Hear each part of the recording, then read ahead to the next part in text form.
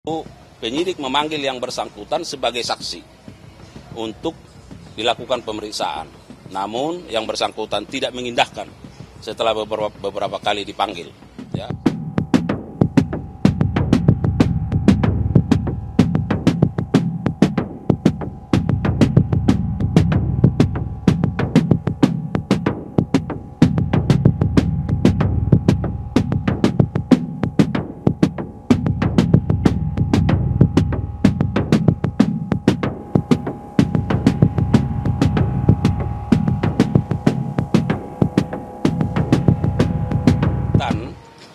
Yang bersangkutan dalam masalah ini bahwa pada tahun 2009 ya sebagai Bupati Kabupaten Kota Waringin Barat ya dalam hal dugaan tindak pidana korupsi penyimpangan penyertaan dana penyertaan modal ya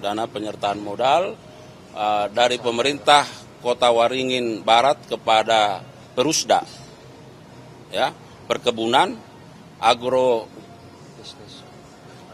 Agrotama Mandiri tahun 2009. Nah, perlu saya sampaikan bahwa dalam perkara ini sebenarnya telah ada ditetapkan 2 orang tersangka lebih dahulu, yaitu atas nama Daniel, itu swasta, dan Reza, itu Direktur Utama Perusda.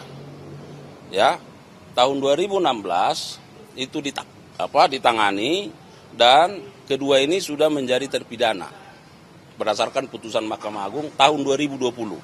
Ada yang dihukum 5 tahun, ada yang dihukum 7 tahun. Nah, dari pertimbangan putusan pengadilan Mahkamah Agung ya, bahwa di sana dinyatakan ada keterlibatan yang bersangkutan ya sebagai komisaris ya di Perusda ini dan juga kapasitasnya sebagai Bupati Kota Waringin Barat terhadap dugaan tindak pidana korupsi penyertaan modal tersebut. Nah, oleh Kejaksaan Tinggi Kalimantan Tengah setelah mempelajari, mengkaji dan melihat posisinya, maka tahun 2023 ini dilakukan penyidikan terhadap yang bersangkutan sekitar bulan September. Ya, tetapi media harus pahami bahwa dalam suasana pemilu, ya, nah, maka diberi kesempatan. Dan setelah itu, di tahun 2024 ini, penyidikan itu dilanjutkan. Ya, dilanjutkan. Lalu penyidik memanggil yang bersangkutan sebagai saksi untuk dilakukan pemeriksaan. Namun yang bersangkutan tidak mengindahkan setelah beberapa kali dipanggil. Ya, sehingga dilakukan monitoring dan diamankan dan sampai pada malam hari ini ditahan.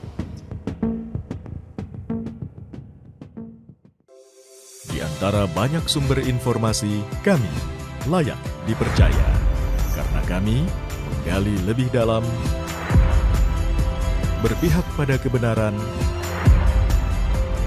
berpegang pada data dan fakta, agar layak Anda jadikan referensi. Kompas TV, independen, terpercaya.